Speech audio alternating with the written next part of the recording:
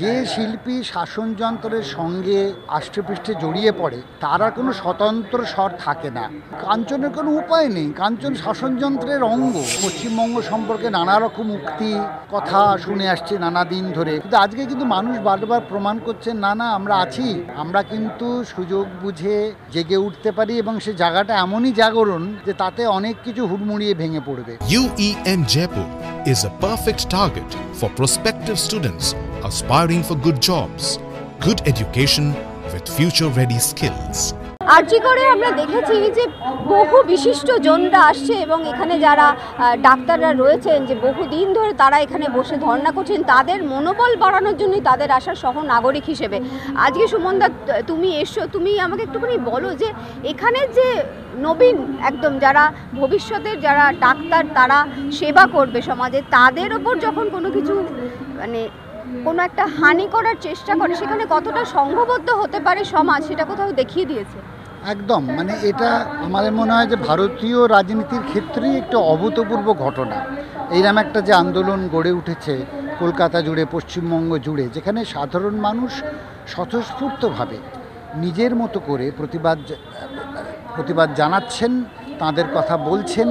এবং আমার যেটা মনে হয় যে শুধু বড় মিছিল, অনেক মানুষের মিছিলও নয়, ছোট ছোট অঞ্চলে, পাড়ায়, হ্যাঁ, একটা ছোট হয়তো অফিসের মধ্যে, ক্যান্টিনে, এই যে ছোট ছোট ছোট ছোট প্রতিবাদ হচ্ছে, এটাই হচ্ছে সবচেয়ে বড় দিক।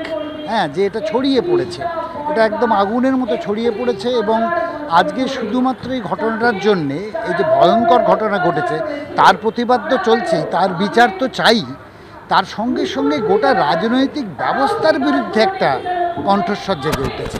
যে এই যে দুর্নীতির রাজনীতি, এই ভয়ঙ্কর রাজনৈতিক ব্যবস্থা যেভাবে চলছে, আমাদের সমাজ, সরকার, শাসনযন্ত্র, তার বিরুদ্ধে একটা প্রতিবাদ। এটা বহুদিনের জমে থাকা প্রতিবাদ স্বরূপ অনেক শিল্পীরা তারা একের পর এক তাদের পুরস্কার ফেরত দিচ্ছে, এই বিষয়টাকে তুমি কিভাবে দেখছো? দেখুন, যারা দিচ্ছেন তারা নিশ্চয়ই একটা কিছু কোনোভাবে তার প্রতিবাদের স্বরটাকে পৌঁছে দিতে চাইছেন। যারা তাকে এখন পুরস্কার ফেরত দেওয়াটা নিয়ে একটা বিতর্ক আছে, যে আদৌ দেওয়া যায় বা দেওয়া যায় না, কিন্তু সেটা কথা নয়।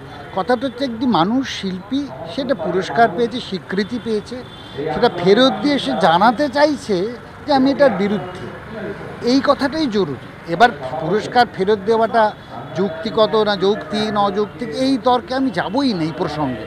সবচেয়ে বড় কথা হচ্ছে তারা তাদের প্রতিবাদের স্বরটা পৌঁছে দিতে চাইছেন, সেটাই আমাকে জরুরি।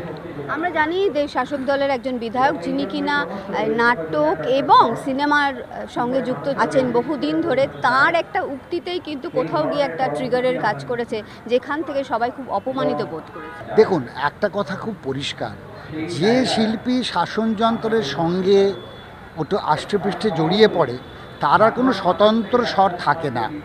শিল্পীর স্বর সবসময় স্বতন্ত্র তখনই থাকে যে তখন কারোর দাস নয়, কোনো দলের প্রতি তার আনুগত্য নেই, সে স্বাধীন, তার কণ্ঠ স্বাধীন, তবেই তো সে মানুষের কথা বলতে পারবে। যে মুহূর্তে সে রাজনৈতিক দল বা শাসনযন্ত্রের সঙ্গে ঢুকে পড়বে, সে তো শাসনযন্ত্রের কথাই বলবে, সে তো রাজনৈতিক দলের কথাই পুনরাবৃত্তি করবে। শিল্পী তো তাকেই বলবো যিনি এর বাইরে, তিনি একটি এমন মানুষের সঙ্গে তার যে স্বতন্ত্র স্বর, তার যে ভালো লাগা, মন্দ লাগা, সমালোচনা, আনন্দ, সবটা মানুষের সঙ্গে শেয়ার করবেন। সেইখানে আমার মনে হয় কাঞ্চনের কোনো উপায় নেই, কাঞ্চন শাসনযন্ত্রের অঙ্গ, সে একটা মানে মনে হয় কগ ইন দ্য হুইল, মানে তাকে শাসনযন্ত্রের পক্ষে কথা বলতেই হবে কিংবা চুপ করে থাকতে হবে, তার বাইরে তার কিছু করার নেই। একটা কথা বলো যে এই যে ঘটনা প্রবাহ ঘটছে, আমরা জানি যারা নাট্যকর্মী হয় তাদেরকেও অনেক প্রতিকূলতার মধ্য দিয়ে যেতে হয়, এই যে একটা গণ আন্দোলন, একটা জনজোয়ার, এটা কি কোথাও গিয়ে মনোবল বাড়াচ্ছে? নিশ্চয়ই, আমার তো মনে হয় এটা ভয়ঙ্কর পজিটিভ, যে মনোবল তো বাড়ছেই।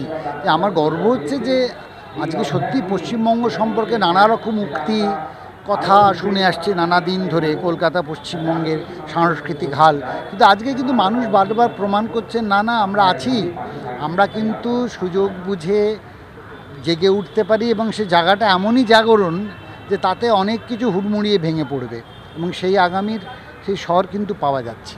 কিন্তু আরেকটা ক্ষেত্র আমরা দেখতে পাচ্ছি, যেমন ঋতুপর্ণা সেনগুপ্তর সঙ্গে ঘটেছেন। উনি একটি জায়গায় গেছিলেন শ্যামবাজারে, কিন্তু তাকে গো ব্যাক স্লোগান শুধু না, একটা কোনোভাবে তারা আশেপাশের অনেক মানুষজন তারা কিন্তু অ্যাটাক করার চেষ্টা করেছিল। সেই বিষয়টাকে কি, কারণ একজন নারীর জন্যই তো কোথাও গিয়ে এই প্রতিবাদ। আমার মনে হয় এটা সম্পূর্ণ ঋতুপর্ণার সঙ্গে যেটা ঘটেছে আমি তার কোনোভাবেই সমর্থন করি না, কারণ তিনি তার মতো করে প্রতিবাদ জানাতে এসেছিলেন। তাকে তার যে কোনো গণতান্ত্রিক পরিসরে যে কোনো মানুষের প্রতিবাদ জানাবার একটা অধিকার আছে। তার সঙ্গে এরম বিরূপ ব্যবহার এবং এরমভাবে একটা ভয়ঙ্কর ব্যবহার, সেটা আমি একদমই সমর্থনযোগ্য মনে করি না। এবং যারাই আন্দোলনের সঙ্গে যুক্ত আছেন, সামনের সারিতে আছেন বা যেভাবেই যুক্ত থাকেন, তারা কিন্তু এই প্রবণতাগুলো থেকে চেষ্টা করবেন যাতে এরম একটা ভিড়ের মধ্যে এরম একটা ঘটনা যাতে না ঘটে যায়। যে মানুষই আসুন, তিনি বিখ্যাত হতে পারেন, অখ্যাত হতে পারেন, তিনি এসে তার প্রতিবাদটা জানিয়ে চলে যান, সেইটুকুই যথেষ্ট। আমাদের মানুষ বাড়াতে হবে, সঙ্গে নিতে হবে, কিন্তু এইভাবে আক্রমণ করলে কিন্তু আমার মনে হয় যে আমাদের আন্দোলনের একটা ক্ষতিই হবে। আপনি যেহেতু শিল্পী, আপনার কি আগামী দিনে কোনো নাটকের মাধ্যমে আপনি আবার কোনো প্রতিবাদ করতে চলেছেন? নিশ্চয়ই, আমি চিরকালই প্রতিবাদ করেছি। গুজরাট দাঙ্গার পর আমি নাটক করেছি। আমার এখনও পরিকল্পনা করছি যে এই বিষয় নিয়ে যদি নাটক তৈরি করা যায়। নাটক তৈরি করা তো সহজ জিনিস নয়, তো তবুও চেষ্টা করছি। গুজরাট দাঙ্গার পর খুব তাড়াতাড়ি মেফিস্টো করেছিলাম, এটার মধ্যেও চেষ্টা করছি যদি একটা পারফরমেটিভ যাকে বলে, অভিনয়ের মধ্যে দিয়ে যদি একটা কথা বলা যায়, তাহলে আমি নাট্যশিল্পী হিসেবে আমার কন্ট্রিবিউশনটা সবচেয়ে বেশি হবে সেখানেই, যদি আমি একটি নাটকের মধ্যে দিয়ে কথাগুলো বলতে পারি। ধন্যবাদ আমাদের সঙ্গে কথা বলার জন্য। এবং আবার কিন্তু সেই বিষয়টাই উঠে আসছে যে সাধারণ মানুষ এবং যারা শিল্পীরা, তারাও তাদের কাজের মাধ্যমে এবং সাধারণ মানুষের সঙ্গে থেকে প্রতিবাদে সামিল হচ্ছে। ক্যামেরায় অর্ঘ্যর সঙ্গে সুচরিতা, TV9 বাংলা, কলকাতা।